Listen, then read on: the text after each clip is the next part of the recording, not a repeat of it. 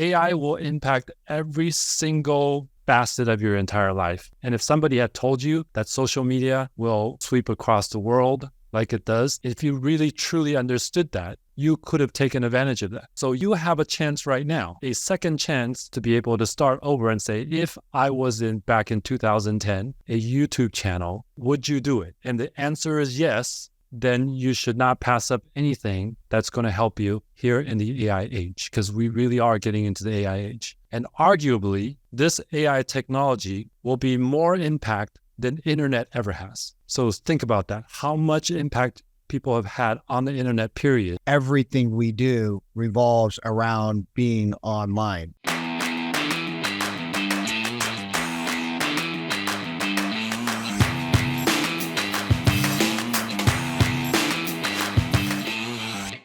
You're listening to the number one real estate podcast in the world. We talk with real estate professionals all across North America about their wins, the losses, lessons, stories help you win in your local market today. My name is Cody from Sheridan Stream, joined with Vikram Deol of the Real Estate Sales Academy and our good friend, Leo Chen. Leo Chen out of the OC, Orange County, California. Generally, we wait. Generally Vic and I, banter on these podcasts for the first couple of minutes. But we've had, Leo is the first double guest ever in the history of the Origin podcast. And today, we're going to, what episode number has released? I don't know what episode number we're recording, but how many have released? Anybody? 100 I think we're on 140, 150. I'd have to pull it up online. Pull it up real quick, because you're faster at that. My computer's too slow these days. So it hasn't been a year, right? Not even. No. Oh, bro. Launched on December 22nd. Did we launch on December 22nd? No way. We launched December. And 1st, Leo, you were one of our first 20, first 10? I think Leo was in the first 10. Yeah. I thought it was guest number 2. Were you number 2, bro? We're on. I believe it. You were we have 170 episodes. I told you it was more. I was like 140. That sounds like July. That sounds like July. It's August, Cody. There's been at least 37 episodes. Yeah, we're 170 episodes in. If you don't know, Cody and I, Sharon came up with an idea last year. Jeez, man. So last time we had an interview with Leo, we were in Patio Bonito. So we were living in Medellin. We had the Sweet Helen Airbnb.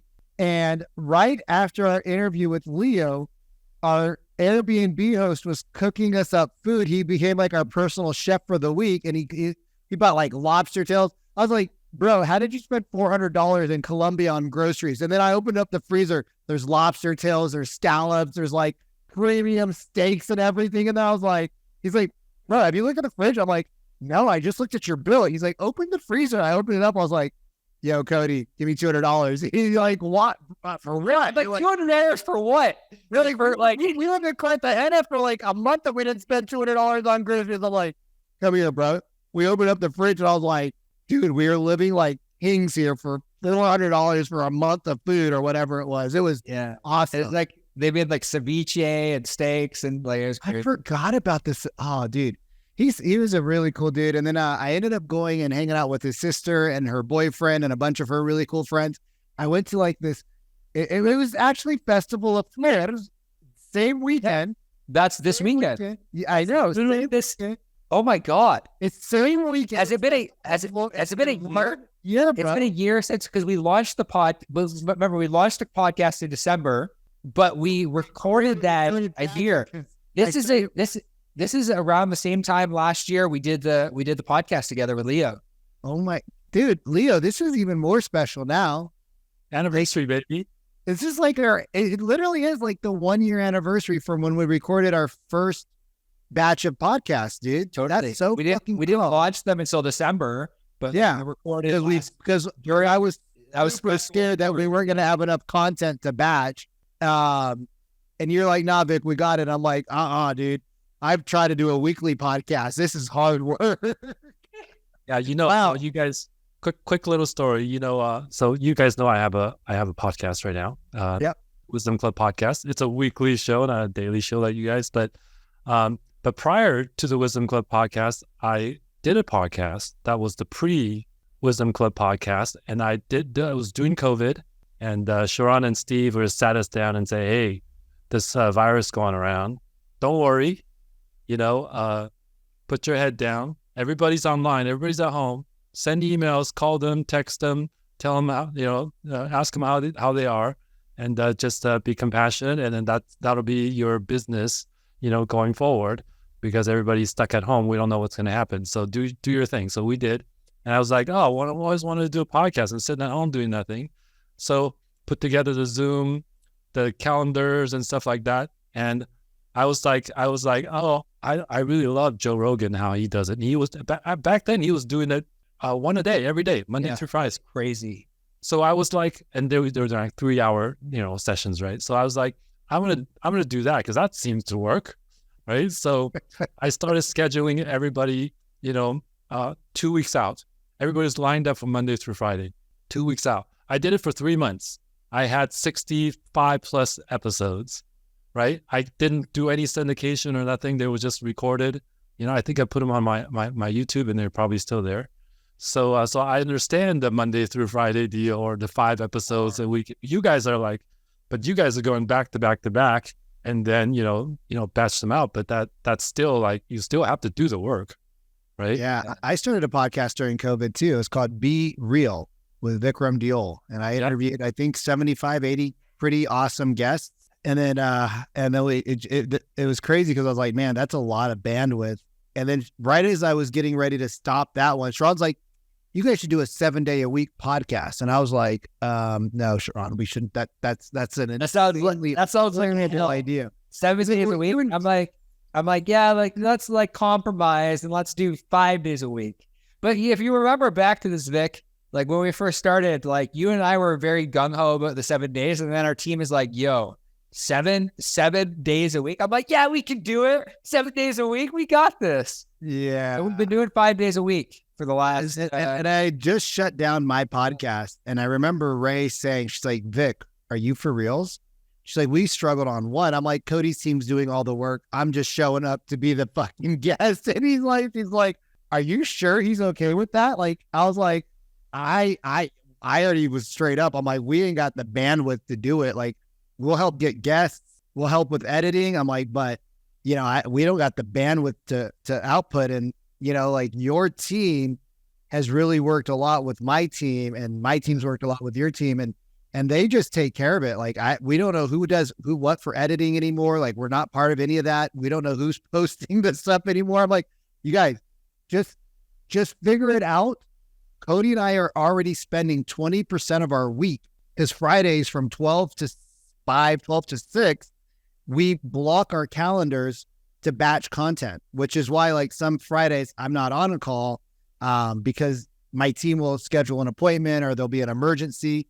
And so, but Fridays, every Friday from 12 to 5, 12 to 6, some days a little bit earlier, sometimes it's Saturday if it's like a special guest, we're recording for an hour per episode, because there's like 15 minutes of banter in the green room. Then, Cody or me is always late, typically me. I'm like always 7 minutes late. And then, the episodes are like 30 minutes. And then there's like 5 or 7 minutes of banter on the back end just to kind of talk about next steps. And then our teams go into work, and like each podcast to edit the episode and then cut the reels and all this stuff, even with AI, which is what we're going to get into in a minute, it takes a frickload of hours. Yeah. So like, it's a real broadcasting show, right? It's real, and you guys are the talent, and then you gotta show up. That's it. You only got one face, right? You gotta show up. Some people say I am a little two-faced, but over the last 6 months, sure you have a bunch of exes that say that, but who's counting? My ex. But over the last 6 months, I'll tell you, my podcast production drastically reduced by 70%, and we'll get into all that stuff. But yeah, we'll get to. Well, let's jump into it, because in the green room we're talking, and Cody and I talked yesterday. Cody, like, full disclosure, like if anybody thinks that like everybody's just rolling in money and they're resting on their laurels, like I'm 0 for 14, 0 for 12 on showed appointments right now. Right. So I hired a new setter. I train him. We work every day together. He's not horrible. He's not like supreme ninja selling skills yet, but to go 0 for 12, and we listen to all of our calls. Like what I teach, I do. Like I listen to every single one of his booked appointments because I want to know. We update the CRM, notes, the whole shebang. And all of our calls are recorded so that we can train. We went 0 for 12 appointments set that showed. Like that's an insane number. And I was talking with Sharon about it yesterday and Cody was listening. That's just market all over the place. People are not showing to buyer appointments, seller appointments, listing appointments, expired. Like people are not showing up. They're just ghosting. And so Leo and I were talking and Cody in the green room and Leo goes like, yeah, man, my last 6 months have been really shitty. His exact words were like, the second half is playing out to be better than the first half. And I was like, what do you mean by that? And now we're going to find out all together. So Leo, mic is yours, bro. Yeah, I'll just preface it, to start. Everybody, I don't care who you are. I've talked to $500 million, $300 million team producers, reduction anywhere between 30 to 45%. Okay. And when you say reduction, what do you mean reduction? Reduction in sales and production. And they're actually coming to me about some tech stuff, which we can go into a little bit. Yeah, we definitely want to dive into the AI with you. Because they want to, they need to streamline, they need to cut overhead. Okay. And so that's where I'm having a bunch of conversation with them. And that's how I know. And then we have the individual agents knocking down my door, trying to get, opportunities to open houses. Yeah. And you haven't experienced that in 3-4 years, probably. Like at least in like maybe you've started seeing it in the last year, but prior to that, there was nobody knocking on your door for an open house, right?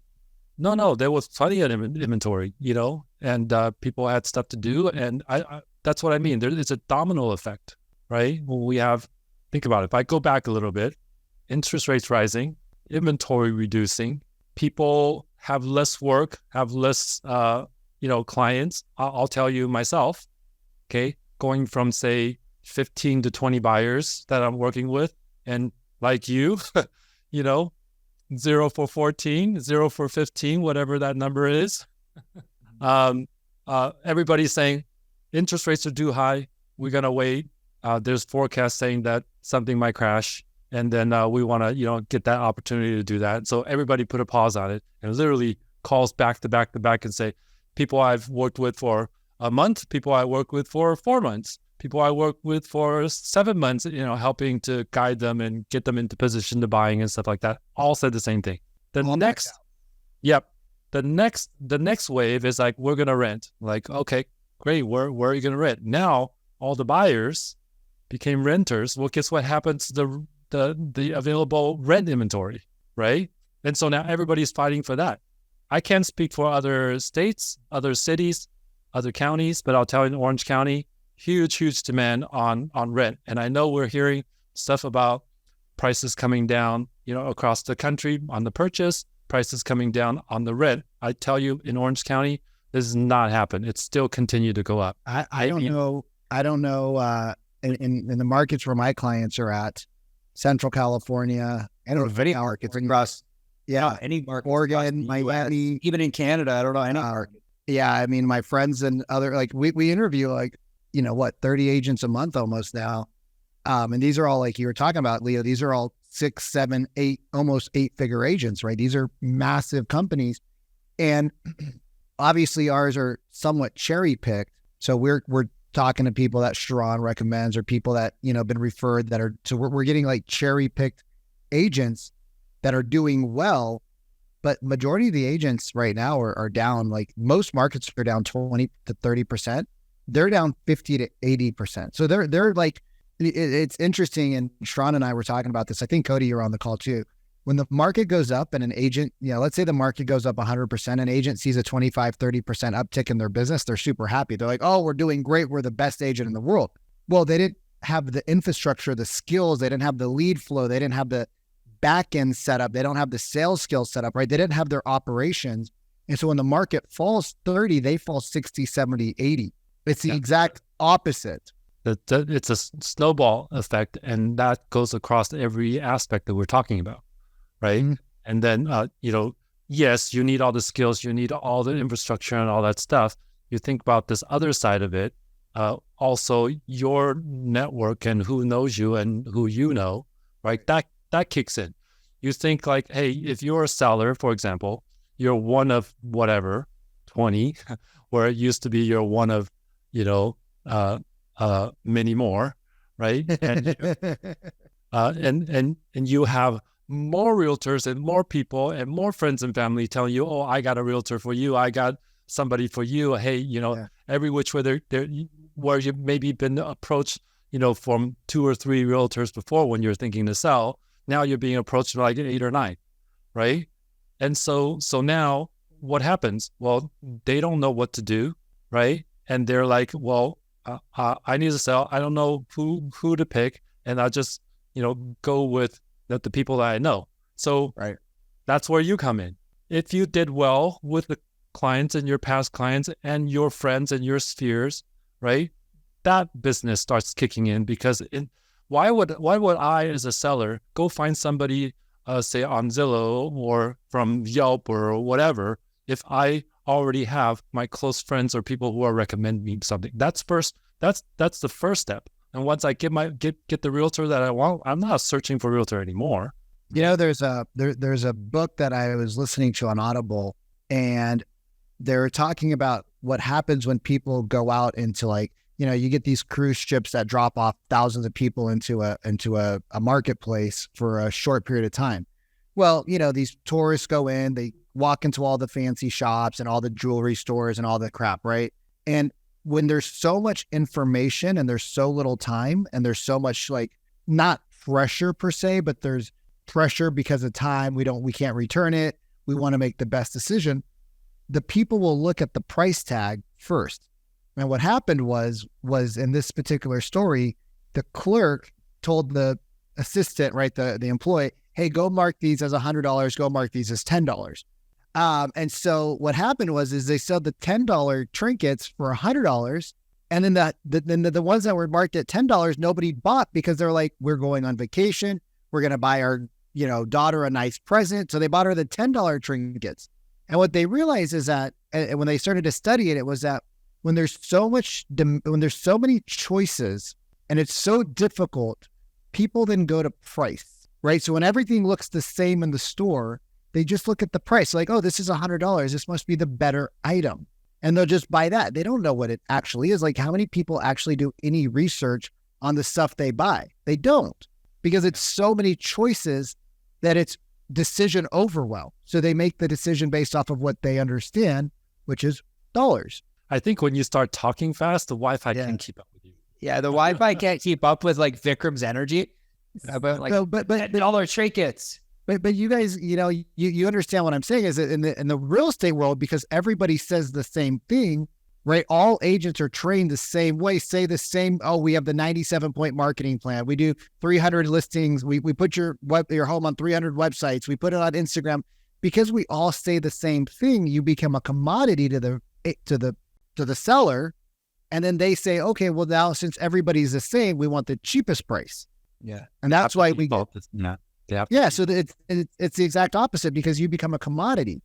So I want to dive in a little bit deeper, Leo, kind of. I just want to throw out to anyone listening on the on back on YouTube that this is probably the strangest picture that I've ever seen. I have no idea what's happening here. The lion, it's a lion killing an animal, because in the business that we're in, we always must be hunting, and we always that's what killing. Yeah, we always got to be killing our prey. So like in the company that I'm coaching with right now, I'm coaching with like one of the top sales companies in the probably in the world. I would say they're really fucking amazing, because I wanted to learn how to be a more impactful coach. We were talking about like something one day, and we're like, oh, we always got to kill our prey. Like every day as a salesperson, you got to go out and kill your prey, otherwise you don't eat. And I was like, oh, I got the perfect picture for that. God, I don't know where any of my other headshots are, so that's what stays. Well, it's apropos because this is our 1 year anniversary of Leo the lion here, and It's- we all got to go out and kill what we eat, but we're not sitting around telling everybody we're the top 1%. We just eat, we just kill and eat. We just do. Leo, let's switch gears a little bit here because you've been doing some like stellar for the last 3, 4, 5, 6 months now. Maybe since even before that, but like you really started going hard in the paint about 6 or 7 months ago, maybe the beginning of the year. First off, let's just jam on this because I know there's a lot of fear around adopting new technology. And I think AI right now for a lot of people is still new, even though there's been these smart apps or these smart websites in the past, like Crystal on LinkedIn. And, you know, you had vidIQ that it's giving you some intelligence, but now it's like, it's out there in the open, right? So first off, can you just dive in a little bit about, is this technology something that let's go back 10 years, people. Everybody hated Zillow. A lot of people still hated Zillow. I've made millions of dollars from Zillow. I know my friends have made even more than that from Zillow. It's not going anywhere. You should embrace it instead of being angry at it because it is what it is and you can't change it. It's just like the market. It is what it is. But is AI something that agents should be threatened by, or is it something that agents should be excited by, in your opinion? I wanna answer that question in depth because I wanna give the most impact possible. Let's go. For this answer, because just saying yes or no is not enough. Somebody just hearing it for a few seconds is not enough. Okay. I want to go back because I was born out of the internet age.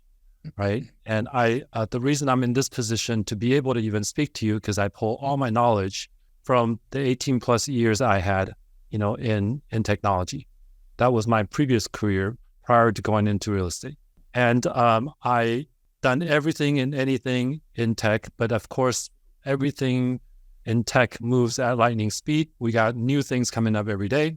Grew up in the .com, grew through, you know, the crash in tech. And nothing, tech just completely continues to keep going no matter what happens.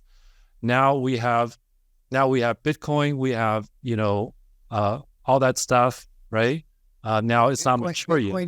Bitcoin now feels almost like, it feels kind of like the CD player compared to the iPod for me, because it doesn't even seem like something that's abnormal anymore. Right. And social media doesn't seem abnormal. Do you remember 10 years ago how abnormal social media was? My mom used to yell at me for posting on MySpace. Why do you post so much personal stuff on MySpace? People are getting, you don't want people to think you're crazy by posting your personal trauma on there, son. Go talk to a therapist and put the weed down. You don't need to share everything. Yeah. So I don't know if you guys heard the story about the guy that bought, I don't know, he bought 100 Bitcoin for, I think like under $1 or something like that. And when it became $60,000 a Bitcoin, he literally was millionaire, right? And so the reason I bring that up is because we all also know people who had started, whether it's YouTube or Instagram 10 years ago, okay, are now millionaires. Right. Yeah. And so I want to just encourage people to understand that this is how it goes. Now, it won't take 10 years this time around. It might only take 3. That's how fast it's moving. Right. And so if you want to be where you are right now, if you're not internet, Instagram famous or rich, or have, or, you know, being an influencer to the degree that you want today, it's because you have no momentum. You have no backwind, you know, with you that can carry you up. Early adopters win, but you have to identify what to be early adopters on, right? And so AI will impact every single facet of your entire life, business or personal. That's just the way it is. And if somebody had told you that social media will, you know, sweep across the world like it does, that you can send posts and messages and that it'll reach, you know, anybody out there, like, if you really truly understood that, you could have taken advantage of that, right? For whatever, if you wanted to impact the world in a way, or if you want to make money, which a lot of people do, nothing wrong with it, that you should jump on. So you have a chance right now. You have a second chance, a social media type of, chance to be able to start over and say, if I was back in 2010, 2012, had a chance to start a YouTube channel, would you do it? And the answer is yes. Then you should not pass up anything that's going to help you here in the AI age, because we really are getting into the AI age. And arguably, this AI technology will be more impact than internet ever has. So think about that. How much impact people have had on the internet, period. Well, we can't live our lives without, when your Wi-Fi drops, or if you're in the airport and you don't have reception, you can't even pull up your airplane ticket anymore. Like, everything we do revolves around being online. Yeah. So now everything that you do, whether you're interfacing, a company, airlines, for example, in the future, in the very short future, it's actually happening right now, that AI will be the go-between between you and what you are trying to do, whether you're trying to buy a ticket, whether it's customer service or anything like that. So imagine a layer of services around all the services that you do today. That's the kind of impact AI will have.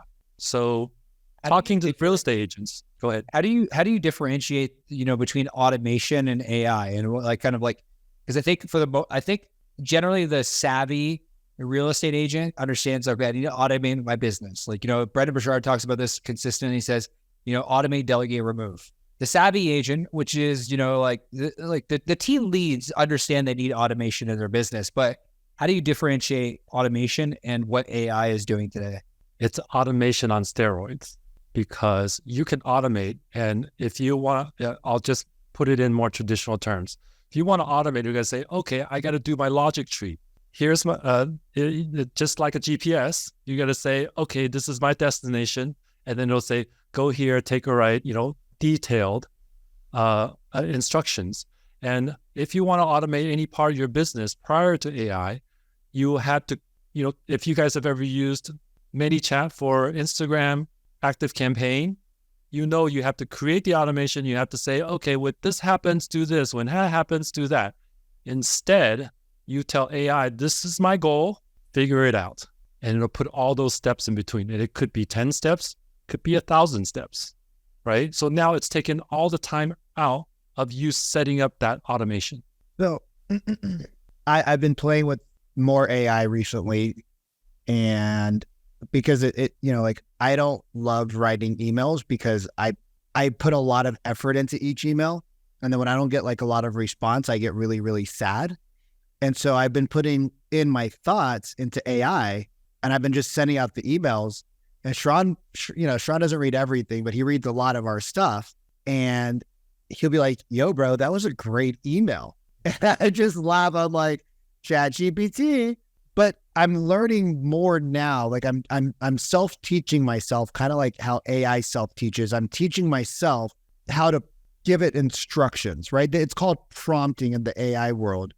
Talk into a little bit about, because it's not about AI spitting things out for us. It's about how do we tell it what we want so that it can spit out what we need in a usable form. Because the first time I used a bunch of AI stuff, I'm like, this is too much work. I don't know what I'm doing. So how does somebody become a better prompter?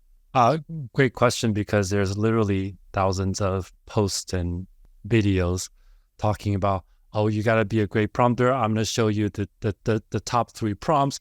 I got 1,000 prompts in a PDF. Come and get it. There's all this, marketing stuff that's happening. There's a lot of noise already in the AI space. there's a ton of noise out there. Yeah, and because it just touches everything. So to answer your question, though, AI, think of AI as an entity, if you will. Even though it's so powerful, we were seeing so many things that it can do, and we're just basically scratching the surface. It's still an infant. An infant meaning it hasn't even grown up. When it grows up, it will be what they call singularity, basically meaning that all the knowledge in the world you have in an entity, in an AI. Imagine one person that knows everything, right, of all the knowledge that we've ever accumulated. That's what we got to see in the future. That's why it's so scary. right? That's where they're warning you about it. So you talk about prompting. This is the early stage. The early stage meaning like you got to give it instructions. Okay. Now it's machine learning and it's going to learn like everybody else. Well, like we learn, we don't have to be told after a couple of times how to make a cup of coffee. I already showed you. You can make 1,000 cup of coffees after that. Same thing. We don't have to tell AI to say, hey, go get some coffee beans, put it in the grinder, right? Grind it up, put it in this machine, add water, and make me an espresso, right? You only have to do that once, or it will actually learn by itself without you giving instruction how to do that. And all you have to do is almost like going up to a barista and say, hey, I want that macchiato, and then they'll make it. You're not giving the barista the instruction how to make a macchiato, right? So we got to think like one level deeper. That's the power AI is going to have, where you don't even have to tell it exactly what to do. It'll give you the result, right? So now back to your prompting. Yeah. Instead of having to figure out how to prompt, you asked AI, if I want this result, what should I tell you? Now we're getting a little more meta, right? And so everybody's crazy. Yeah. That's crazy. You ask AI for what you need to ask it what to. I think that was a mic drop moment. Yeah, that was a mic drop. Like, dude, it's like asking your girlfriend, your wife, what they would like so that you can get the result you want. So why is everybody spending all this time trying to prompt engineer, which is the big old buzzword right now, right? Oh, you got to learn this stuff. They're just spending all this time trying to learn how to say it in different ways and all that stuff. Well, guess what? Even now, if I sit down and I want something, I write it all. It could be all in messed up grammar, missing words. It can be all that stuff. I just say, hey, tell me what's wrong with my instructions. It'll give me a perfect instruction for me to give it back to it so it can do the thing. Yeah.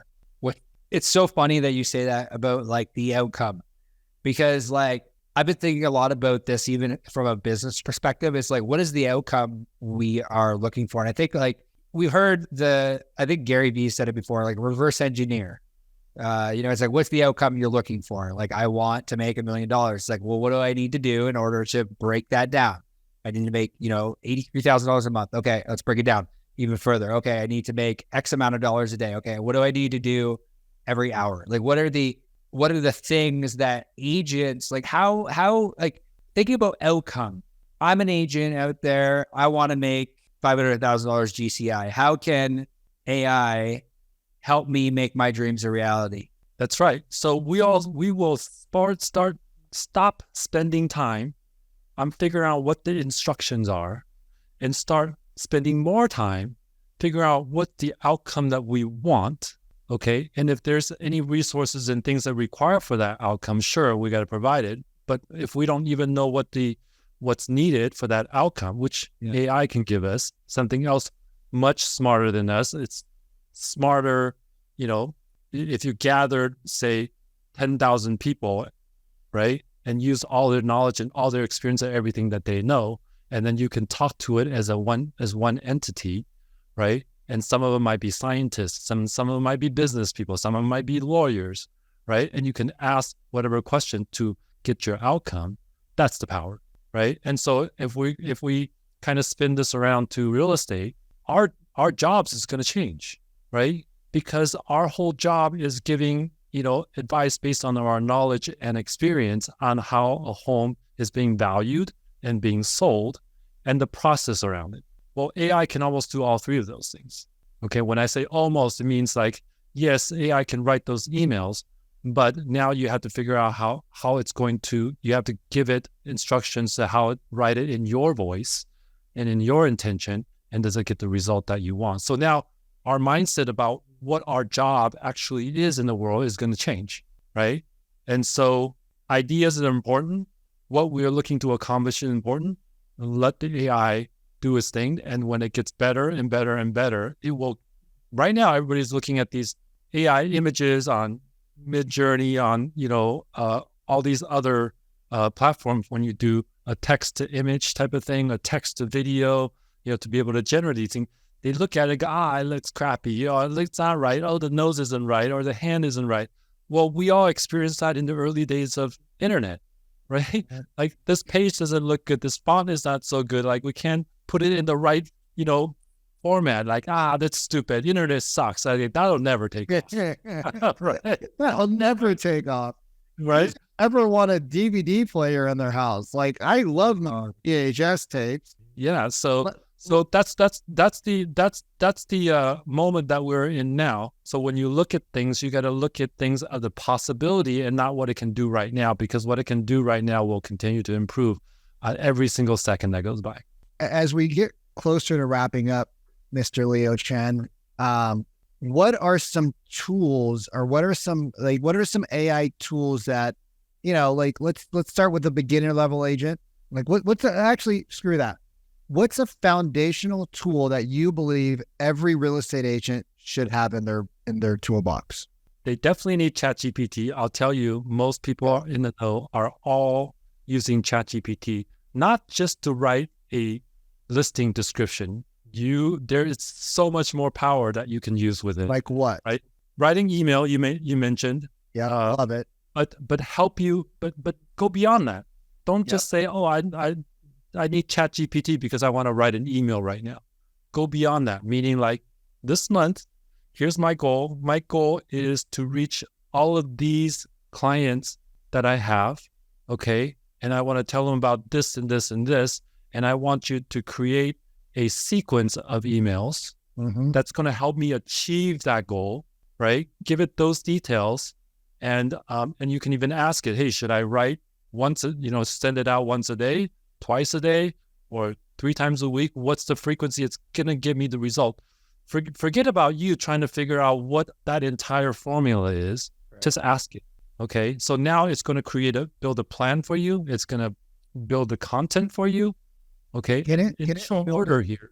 Can it build like a checklist for us? Like, so, like one of the challenges when agents come to us, they're doing 2 or 3 deals a month. They want to scale to 5 or 6, but they're bogged down in processes, right? Like they don't have a proper listing checklist. They don't have a pre-listing. They don't have a post checklist. They don't have a when to ask for these types of things in their process, right? Like, can AI help with stuff like that for a realtor? Absolutely. You should build that process for yourself, and you should ask AI to help you because it'll do 80% of the work. Okay. So we got ChatGPT. What's another one? What's a real estate specific one in your opinion? So this one is kind of overlooked because everybody out there in the AI world that's in the know are generating images from text, right? And here we are trying to come up with posts and stuff like that, or trying to go to stock images to find stuff.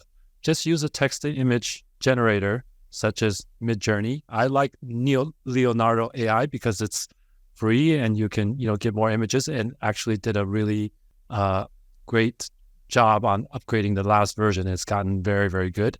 And alongside of ChatGPT, if you guys are listening and have never heard of it, it's called Claude AI. How do you spell that? CLAUD. Claude, like the name. Claude. And so it's a version of ChatGPT that you can use, and it will accept any PDFs and files and transcripts, and then you can ask it any questions about that. And its limits are really, really high. I had so many people ask me, how do I give a 200-page book into ChatGPT so that I can have it summarize and do all that? Well, Claude has 4 times the limit of what you can upload, of the file size that you can upload. For that. Okay, so now you got my brain thinking because this is a good conversation. How do I take a video off of YouTube and put it into AI and then have it transcribe that video so that I can then put it into like a Claude.ai and get a script or a bullet points of what that video covered?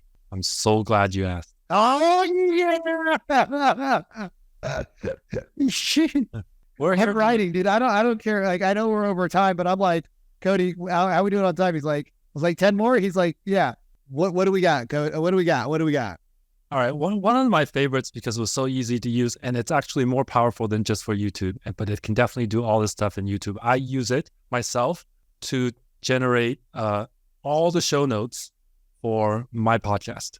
Okay. So it can, let me see how I can explain this so that it's very clear. If you pull up YouTube on a browser, when you install this extension, and I'm going to give you the name of the extension, it will be an extension that will be embedded into the YouTube page that you happen to be on, or the video that you happen to be on. It will automatically pull the transcription and it will already be fed into it. So it's already done. It's already done. Now you can just go ahead and ask it questions what you want right off the bat. Okay. So you didn't have to do any transcriptions. Yeah. You didn't have to transcribe anything, right? It's already there as a assistant right on the side. Okay. And if, let's say there's show notes on the side, on the bottom of the YouTube video, it's page aware. So that means when you click the button, say page aware, it already knows everything on that page, what's on that page. It's already fed it into AI. And then you can ask the questions about any of this stuff. You can say, hey, tell me what's in the rest of the page.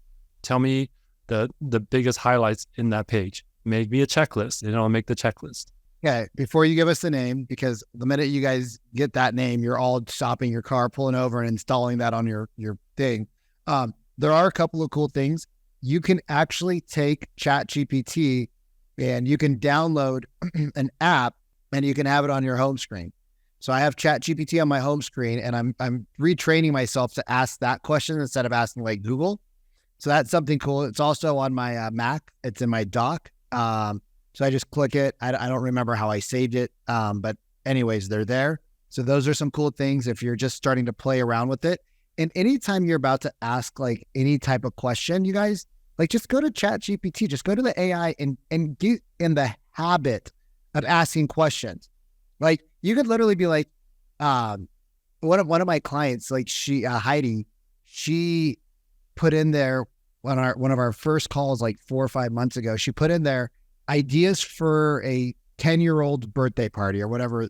And like 50 ideas came up and she just started plucking them out. She's like, okay, now plan the party with this, and this from this start time to this end time.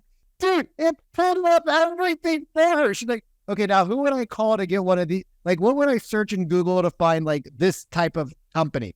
And it gave her the name of the company because she was doing some like weird things, some like I don't know what it was. And it told her like exactly what to do. So what is the name of this bad boy? It's called Harpa AI. Harpa. Harpa.ai. I want to say something about what you just said, Vikram, because you can save yourself so much time, and I don't think people are doing it. Yes, she asked for ideas. Yes, she asked for planning. Yes, she asked for resources, right? You can ask all three all at the same time in one prompt, and you'll get everything. So you don't probably do it. She's way smarter than I am. So when I do my podcast show notes, said, here's my transcript. I want you to give me a introduction of the guest, the summary of the subjects we talked about, 5 highlights, okay? And then I want you to write a CTA at the end based on all the content in this podcast. Okay, so the show notes, I have a CTA that it generated. Then I said, well, what else do I have to do? I've got and format it this way, and format it with these time codes in this format. And then I need 5 different versions of social media captions for this podcast that I'm trying to post right after this.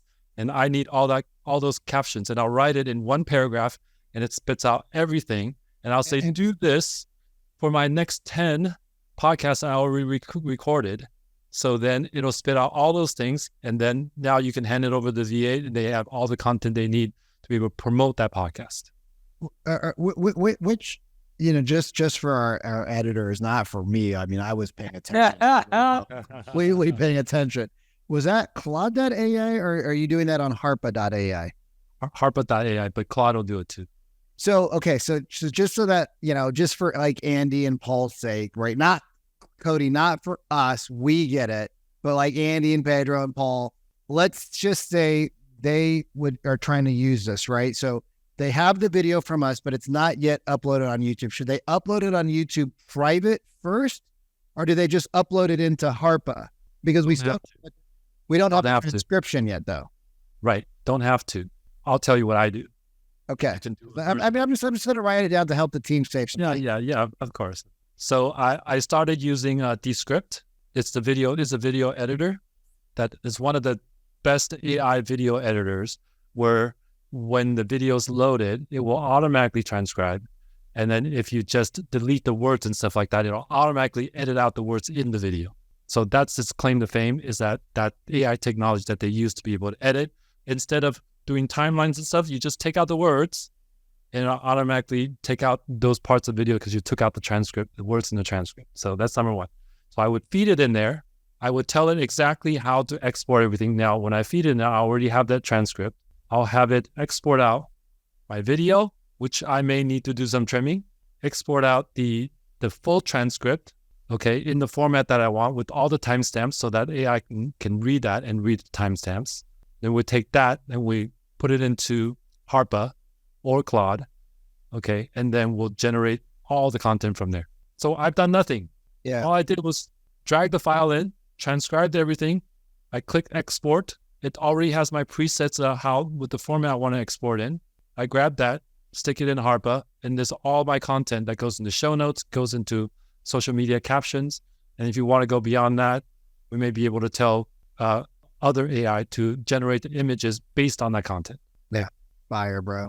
Fire, man. I know because he's got a 4:00 meeting that he's 5 minutes late for. I got to take off here, but Leo, I just want to say thank you for joining us today on the RJ podcast. 1 year, it's crazy. We're chatting at the top of the hour. 1 year ago, we recorded an episode with you, and a lot's changed in the marketplace. A lot's changed in the world, and AI last year at this time wasn't even like really a thought. Like I think it was just starting to become a thought at that point, but like, man, things change. Leo, if somebody want to reach out to you, they want to have a chat with you about AI, or they want to learn more about you, where's the best place we can send them? I'm on social media everywhere at Leo Chen RE. And if you're interested in AI stuff, I have a AI mastermind mailing list that I send out. I teach in our brokerage to a real estate agent at the Real Academy. If you're a real agent, you easily find it. Reach out to me if you're looking for the recordings of it. All of that is in my YouTube channel in a playlist, so you can easily find it. I gave you guys the link here, so feel free to share that in the show notes, so that people can get this free stuff that I've already taught, hundreds of agents. And we went through the world of AI, ChatGPT, how to generate notes from all your meetings, and how to design, do graphic design easily with AI for all your business needs. I think we did 2 separate parts of that because it was so long. And so I want to give that resources out to everybody, but I'm easily searchable under Leo Chen RE, and reach out to Cody and ask him. He's not a hidden agent, y'all. You will find Mr. Leo Chen online if you type in his name. No hidden. Thank you for tuning into another episode of the RE Agent Podcast. We'll see you soon.